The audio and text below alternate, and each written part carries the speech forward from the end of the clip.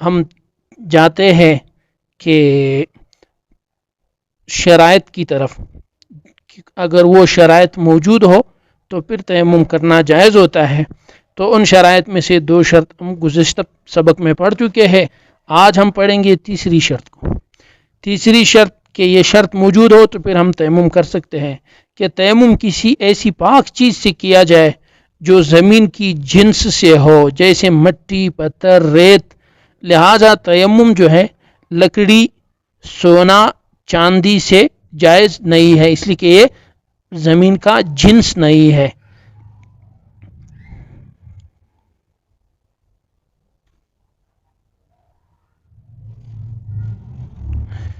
یہ تیسرا شرط. الشرط الرابع، چوتھی شرط کہ کہنیوں سمیت دونوں ہاتھوں پر مسح کرے اور پوری چہرے کا مسح کرے، یہ شرط ہے. اور نمبر 5، پورے ہاتھ یا اس کے اکثر حصہ سے مسح کرے.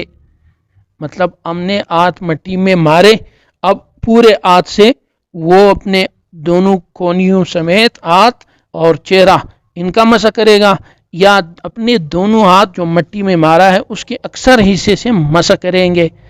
اگر اس نے 2 انگلیوں سے مسح کیا اور بار بار مسح کیا، اس طرح بار بار مسح کیا کہ پورے اعضائے تیمم پر مسح کر لیا، جب بھی تیمم درست نہیں ہوگا. مطلب یہ ہے کہ اپنے ہاتھ کے اکثر حصے سے، ہاتھ کا جو چمبا ہے یہاں کے اکثر حصے سے تیمم کے جو اعضاء ہے، چہرہ اور دونوں ہاتھ کنیوں سمیت، ان کا مسح کرنا ضروری ہے.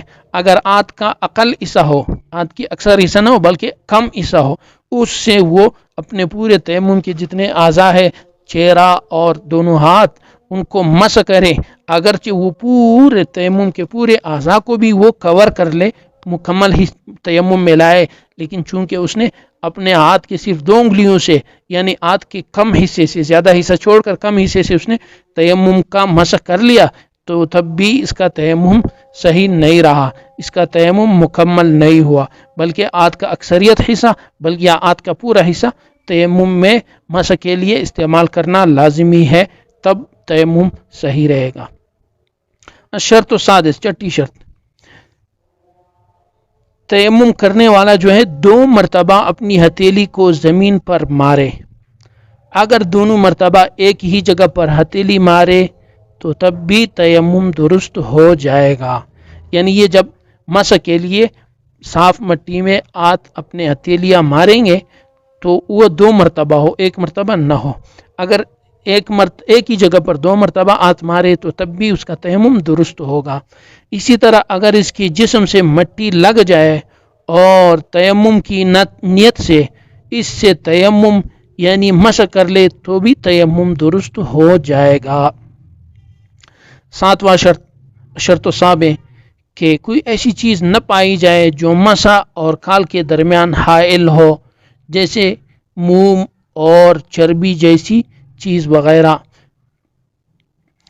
تو مسح کرنے سے پہلے ان چیزوں کا ختم کرنا ضروری ہے، ورنہ تیمم درست نہ ہوگا. مثال یہ ہے، آپ کے ہاتھ سے لے کر کونیوں تک یا آپ کے چہرے پر کہیں موم لگی ہے، کہیں چربی لگی ہے، کہیں ایسی چیز لگی ہے کہ جو آپ کے ہاتھ کا جو مسح ہے مٹی کا، اس کو آپ کے چہرے کے یا ہاتھوں کے کال سے روک رہی ہے، تو اس وقت بھی آپ کا تیمم درست نہیں ہوگا جب تک آپ وہ موم، وہ چربی، وہ ہر وہ چیز جو آپ کی مسح کو روک رہی ہے، اس کو روکنے والی چیز کو آپ ہٹا نہ دے، اس وقت تک تیمم درست نہ ہوگا. جب آپ اس کو ہٹائیں گے پھر اس کے بعد مسح کریں گے تیمم کی نیت سے تو پھر آپ کا تیمم درست رہے گا. شرط الثامن، 8ویں شرط، کہ کوئی ایسی چیز نہ پائی جائے جو کہ صحت تیمم یعنی تیمم کے صحیح ہونے سے مانع ہو. مثال کے طور پر حیض ہے، نفاس ہے اور حدث ہے.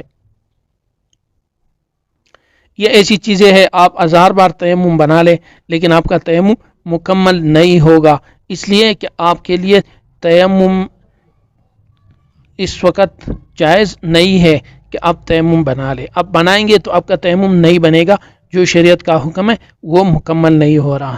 تو اگر عورت نے حالت حیض میں یا حالت نفاس میں تیمم کیا تو تیمم درست نہ ہوگا۔ اسی طرح اگر ایک شخص ہے اس سے حدث کے جاری رہنے کی حالت میں وہ تیمم کرے تو اس کا بھی تیمم درست نہ ہوگا۔ یہ 8 شرائط ہو گئے تیمم کی صحت کے لیے کہ یہ شرائط موجود ہو تو پھر تیمم صحیح ہوگی۔ یہ 8 شرائط ہمارے آج کے سبق کا حصہ رہا۔